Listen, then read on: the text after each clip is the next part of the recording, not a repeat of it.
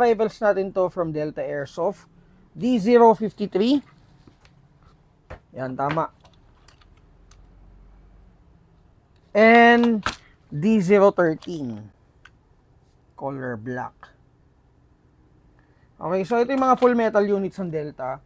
And kung naghahanap kayo ng mga budget meal units, guys, ito perfect para sa inyo. May kasama na siyang case, spring, USB charger, LiPo battery, BBs, cleaning rod, and syempre kasama na rin yung magazine niya. Okay, so kompleto na to out of the box. And for the price na ranging ng 9 to 11K, itong mga Delta units natin. Okay, so yun na yung mga full metal ha. Yung mga half metal or yung mga ABS yung front assembly at saka yung receiver, mga nasa 8K yun. So starting price sa Delta is around 8K. Ito mga full metal na to. Okay, so ito si D053 guys, meron siyang quad rail na around 9 inches I think or mga 8 inches. And then naka-suppressor na rin. Receiver, may Colt markings, metal receiver. Metal, no? So medyo, And then KEC, Knights Armament Grip. Tinanong ko pa talaga kung metal. Pero kasi may mga units kasi na parang akala mo metal eh. Pero pagka tinugtog mo, plastic pala. So ganun yung ibang unit eh. So making sure lang na na tama yung sinasabi natin. So naka butterfly swivel guys. And then naka range stock version 1. Fully adjustable. And then for the parts or for the internals nga is reinforced na. And FPS out of the box, majority is around 350 to 390 out of the box. And then quick release na siya guys kaya may kasamang high FPS na spring. If in case na gusto niyo magpalit or magtaas ng FPS, madalian na lang. Doon na lang yung i-access yung spring. Okay? And then itong isang Delta D013, ayan, makikita nyo naman, iba yung handguard niya doon sa nauna.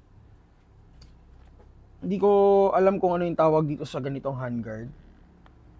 Pero ayan, may rail na rin siya for accessory attachment. And then may front and rear sights. The same may front and rear sights din to. And then the receiver, parehas din na receiver. May Colt markings, butterfly swivel, and then yung mga small parts na receiver is metal. Charging handle, metal din. And then naka-ring stock version 1 din siya. Okay? So test natin kung ilang FPS out of the box. Magazine capacity is 300 rounds. Camo type.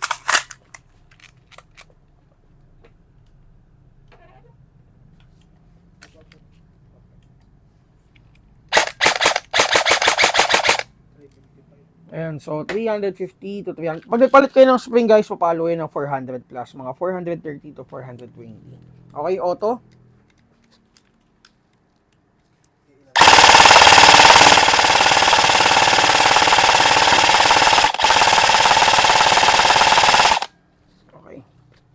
So again, Delta D013.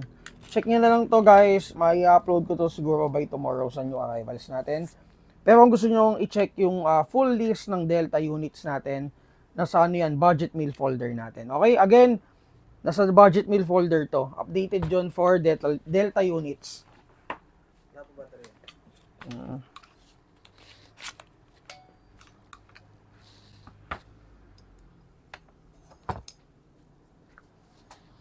Sa bigat pala guys, ayun, hindi ko nabanggit. Sa full metal, ito, mga bigat nitong mga to. Okay naman, hindi naman siya sobrang bigat. Ayun nga, kanina nga, napansin ko nga, medyo manipis din yung lightweight din yung plastic, yung receiver niya. So, ayun, magaan lang siya. Hindi siya, ito kasi parang yung, kung titignan mo, parang botchog di ba?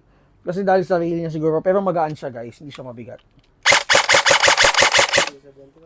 Ito medyo mas mataas to ng onte. Nasa 370.